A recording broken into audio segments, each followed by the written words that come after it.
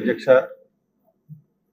గౌరవ ముఖ్యమంత్రి గారు, ఉప ముఖ్యమంత్రి గారు, బీజేపీ పెద్దలు, గౌరవ శాసనసభ్యులందరూ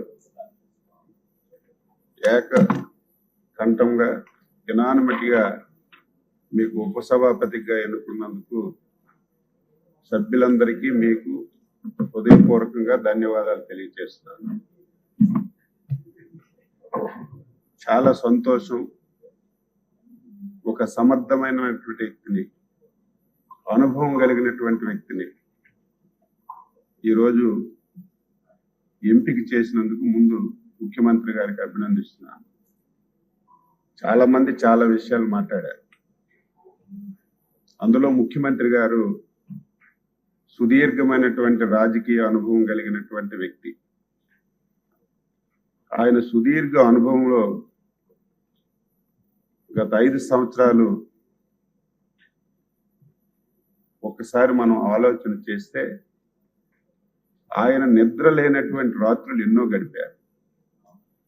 ఆ రోజు ఆయన నాయకత్వంలో రాష్ట్ర పార్టీ అధ్యక్షుడిగా పనిచేశారు.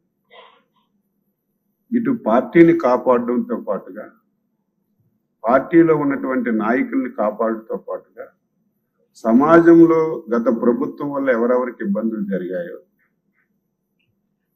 పార్టీలకు అతీతంగా ప్రతి ఇష్యూని ఒక సీనియర్ నాయకుడిగా, ఒక అనుభవం ఉన్నటువంటి నాయకుడిగా ఆ రోజు పనిచేసిన విషయాన్ని నేను గుర్తు చేస్తున్నాను.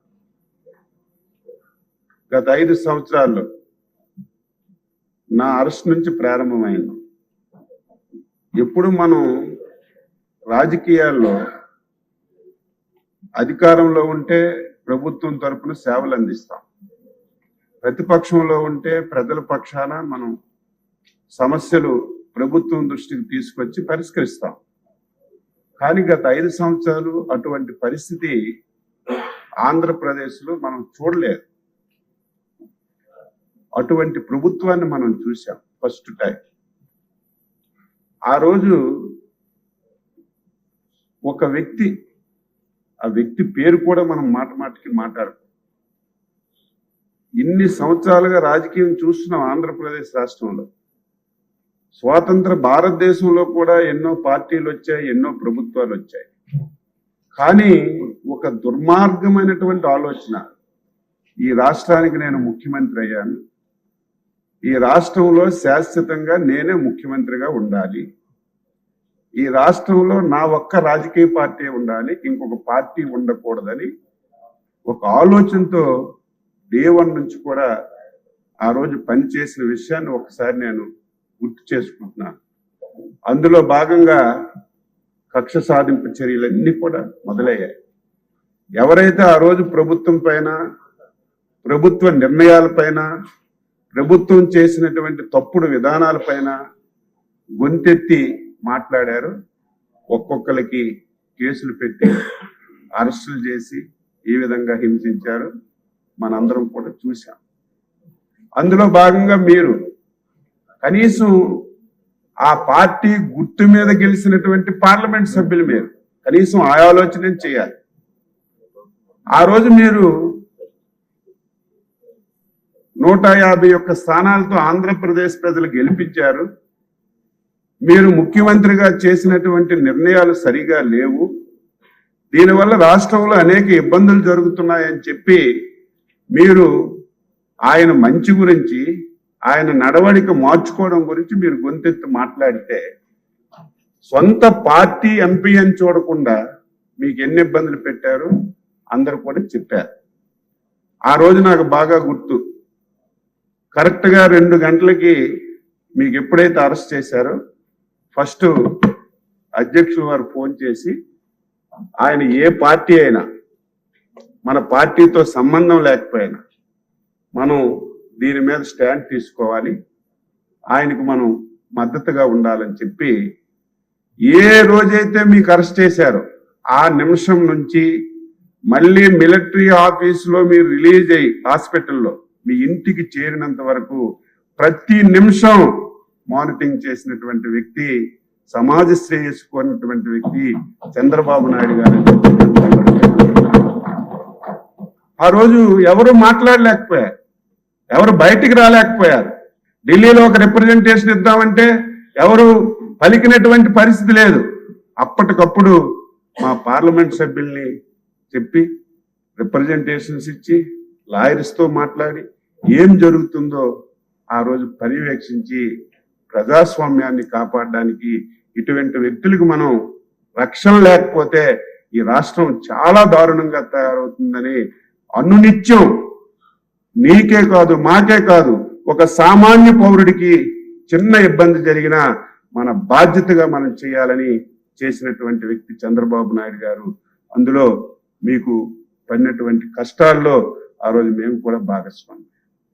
ఈరోజు చూస్తున్నాం అసలు ఏమనాలి, దానికి కొన్ని బ్లూ మీడియా వత్తాసు పలుకుతున్నారు. ఈరోజు ఒక పార్టీ శాసనసభలో కనిపించడం లేదు. ఆ రోజు మేము చంద్రబాబు నాయుడు గారు ఫ్యామిలీని అవమానపరిస్తే నేను బయటికి వెళ్తాను, కానీ మీరెట్టి పరిస్థితుల్లో బయటికి రావడానికి వీల్లేదు. శాసనసభలో చివరి నిమిషం వరకు ఉండాలి. ప్రజా సమస్యలపైన పోరాటం చేయాలి.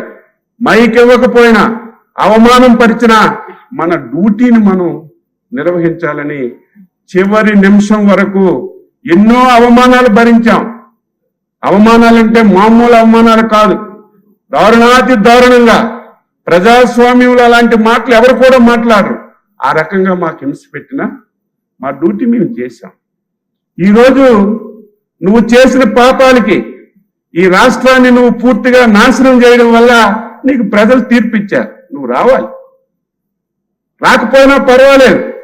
దానికి అడ్డదిడ్డంగా ప్రజాస్వామ్యం అంటే అంబేద్కర్ గారు రాసినటువంటి రాజ్యాంగాన్ని దేశంలో అమలుపరుచుకుంటున్నాం. ఎవరమైనా సరే, ఏ రాజకీయ పార్టీ అయినా అది జరిగి తీరాలి. కానీ నేను 5 సంవత్సరాలు అంబేద్కర్ రాజ్యాంగాన్ని పూర్తిగా పక్కన పడేశాను. రాజారెడ్డి రాజ్యాంగాన్ని నడిపాను, నా ఇష్టం వచ్చినట్టుగా చేశాను. ఈరోజు అధికారం పోయినా నా రాజారెడ్డి రాజ్యాంగమే నడాలని మొండికేసుకొని కూర్చున్నా. ఎక్కడైనా ఉందా? శాసనసభకు నేను వెళ్ళడానికి ఇష్టం లేదు. అచ్చెన్నాయుడు గారు, చంద్రబాబు నాయుడు గారు, లోకేష్ గారు నన్ను కొచ్చిన్లేసి ఇబ్బంది పెడతారు, లేకపోతే కావాలని రఘురామకృష్ణరాజు గారికి డిప్యూటీ స్పీకర్లో పెట్టి నన్ను అవమానపరుస్తారు అని చెప్పి నువ్వు శాసనసభకు రాకపోతే మాకేం అభ్యంతరం లేదు. నాకు ప్రతిపక్ష పాత్ర, ప్రతిపక్ష నాయకుడిగా హోదా ఇవ్వలేదు కాబట్టి నేను రావడం లేదని మాట్లాడుతుంటే ఈ రాష్ట్రంలో ఇంకా ప్రజలు అటువంటి వ్యక్తి మీద ఆలోచన చేస్తుంటే నాకే ఆశ్చర్యం వేస్తుంది. తెలీదా? ప్రతిపక్షం అంటే తెలీదా? ప్రతిపక్షానికి ఎన్ని సీట్లు రావాలో తెలీదా? ఆ సీట్లు రాకపోతే ప్రతిపక్ష హోదా ఎవరని ప్రతి ఒక్కరికి తెలుసు. అయినా అడ్డంగా మాట్లాడి నేను ప్రతిపక్ష హోదా ఇస్తేనే శాసనసభకి వెళ్తామని అడ్డగోలుగా మాట్లాడుతున్నా. ఒక వారం 10 రోజుల నుంచి ప్రభుత్వం ప్రజాస్వామ్యబద్ధంగా 5 మాసాలు చూశాం. చంద్రబాబు గారి నాయకత్వంలో 5 సంవత్సరాలు ఇబ్బంది పడ్డాం. కానీ వారిలాగే మనం కక్ష సాధింపు చర్యకు దిగితే, వాళ్ళలాగే చర్యకు ప్రతిచర్య చేస్తే ఇప్పటికే ఈ రాష్ట్రం నష్టపోయింది. మనం కూడా అదే విధంగా చేస్తే మన రాష్ట్రానికి భవిష్యత్తు ఉండదు. మనం ప్రజాస్వామ్యబద్ధంగా చేద్దాం. ఎవరు చట్టాన్ని వ్యతిరేకించినా, చట్టం వ్యతిరేక నిర్ణయాలు తీసుకున్నా చట్ట ప్రకారమే ముందుకెళ్దామని 5 మాసాలు సహనంతో, ఓర్పుతో ఉన్నాం. కానీ వైసీపీ నాయకుల్లో మార్పు రాలేదు. అనునిత్యం ఏ సోషల్ మీడియా చూసినా, ఎక్కడ ఎవరు మాట్లాడినా మా ముఖ్యమంత్రి గారు, ఉప ముఖ్యమంత్రి గారు, మా లోకేష్ బాబు గారికి దళిత హోంమంత్రిని చూడకుండా ఇష్టానుసారంగా బండబూతులు, వినడానికి వినలేనటువంటి మాటలతో సోషల్ మీడియాలో పోస్టులు పెడుతుంటే,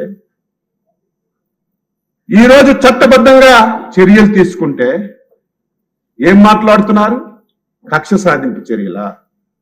ఆ రోజు మేము నీ కుటుంబం మీద తప్పుడు మాట్లాడలేదు, నీ పార్టీలో ఉన్నటువంటి మహిళల మీద తప్పుడు మాట్లాడలేదు. ఆ రోజు నువ్వు ఏదైతే ప్రజా వ్యతిరేక విధాన నిర్ణయాలు తీసుకున్నావు, నీ నిర్ణయాల వల్ల ఈ రాష్ట్రానికి నష్టం జరుగుతుందో మేము మాట్లాడితే మా మీద కేసులు పెట్టాం. సోషల్ మీడియాలో ఈ పథకం వల్ల, నీ నిర్ణయం వల్ల ఈ వర్గానికి నష్టం జరుగుతుందని ఒక పోస్ట్ పెడితే అర్ధరాత్రి వచ్చి అరెస్ట్ చేశాం. నీకు దమ్ముంటే, నీకు ధైర్యం ఉంటే మేము తీసుకున్న నిర్ణయాల మీద నువ్వు ప్రశ్నించు. ఈ పథకం బాగలేదను, ఈ నిర్ణయం బాగలేదను, మేము వెల్కమ్ చేస్తాం. మంచి అయితే మంచి చెప్తాం, ఇది బాగుంటే బాగుందని చెప్తాం. కానీ దాన్ని వదిలిపెట్టి 5 మాసాలైనా సరే ఇంకా మమ్మల్ని బూతులు తిడుతూ, సోషల్ మీడియాలో ఇష్టానుసారంగా పోస్టులు పెడుతూ, రాజకీయానికి సంబంధం లేనటువంటి కుటుంబంలో ఉన్నటువంటి మహిళల మీద నీచాతి నీచంగా మాట్లాడితే దానికి చట్టం తన పని తాను చేసుకుంటూ పోతే మా మీద కేసులు పెడుతున్నారని గగ్గోలు పెడుతున్నారు. దీనికి మనం పులి స్టాప్ పెట్టాలి. ఇప్పుడే చెప్పారు, మనందరూ చర్చించాలి. ఒక రోజు అవసరమైతే టీవీల్లో చూపిద్దాం వాళ్ళు ఏవైతే పోస్టులు పెట్టారు, వాళ్ళు ఏ విధంగా మనందరినీ ఇన్సల్ట్ చేస్తున్నారు, అవమానపరుస్తున్నారు. సభ్య సమాజానికి తెలియాలి. తెలిసి ముఖ్యమంత్రి గారి నాయకత్వంలో ఒక పటిష్టమైనటువంటి చట్టం చేసి, ముఖ్యమంత్రి గారు మొదటి రోజే చెప్పారు, ఇదేదో వైసీపీ నాయకులకు కాదు, మా తెలుగుదేశం వాళ్ళైనా, జనసేన అయినా, బీజేపీ అయినా, ఎవరైనా సరే మహిళని కించపరిస్తే ఒకే విధంగా చట్టాన్ని అమలు చేస్తామని చెప్పారు. నువ్వు అలా కాదే, కక్షగట్టి ఆ రోజు మమ్మల్ని ఇబ్బంది పెట్టిన విషయాన్ని ఒక్కసారి మీ ద్వారా రాష్ట్ర ప్రజలకు గుర్తు చేస్తున్నారు. కొన్ని బ్లూ మీడియా వాళ్ళు ఆయనకి ప్రతిపక్ష హోదా ఇవ్వాలని రాస్తున్నారు. ఆయనకి చదువు సంధ్య లేకపోయినా, జ్ఞానం లేకపోయినా కనీసం మీకైనా ఉండాలి కదా. ఎలా ఇస్తారు చెప్పాలి. మీరు రాయాలి. ప్రజాస్వామ్య వ్యవస్థలో ఎప్పుడు అధికారం ఉండదు, ఎప్పుడూ ప్రతిపక్షం ఉండదు.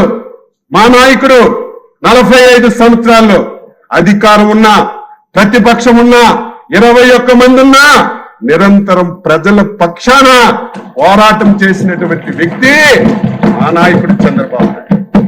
అధికారం అంటే నువ్వెందుకు, ఎవడైనా చేస్తాడు. అధికారం లేకపోయినప్పుడే ప్రజల పక్షాన పోరాటం చేయాలి. ఏది ఏమైనా సరే ఒక సమర్థవంతమైనటువంటి నాయకుడిగా మీకు ఆ స్థానంలో కూర్చోబెట్టారు. నాకు ఒక ఆశ ఉంది.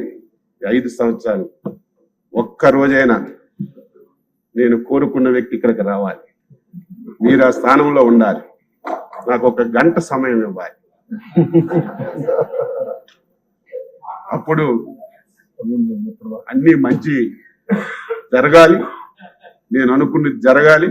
నేనేదో గంట సమయం ఇస్తే వాళ్ళలాగా బూతులు తిట్టాను, వాళ్ళలాగా వల్గర్గా మాట్లాడను.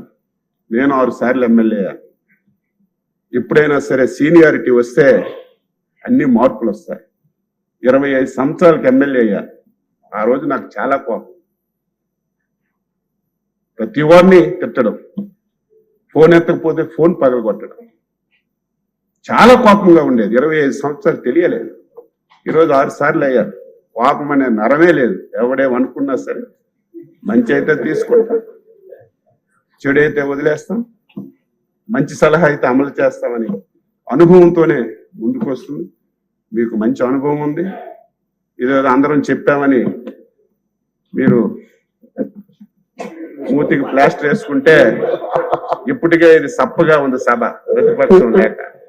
మీరు మీ పదునైనటువంటి మాటలతో ఎక్కడ కూడా క్రమశిక్షణ లోపించకుండా ఆంధ్రప్రదేశ్ శాసనసభ 5 సంవత్సరాలు, ఆంధ్రప్రదేశ్ శాసనసభ అంటే ఒక అసహ్యమైనటువంటి సభ.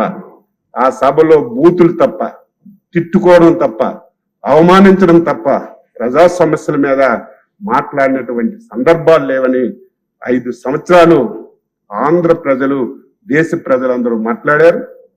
మళ్ళీ అదే సభని మన నాయకుడు చంద్రబాబు గారి నాయకత్వంలో ఆంధ్రప్రదేశ్ శాసనసభ ఈ దేశానికి ఒక రోల్ మోడల్ కావాలి.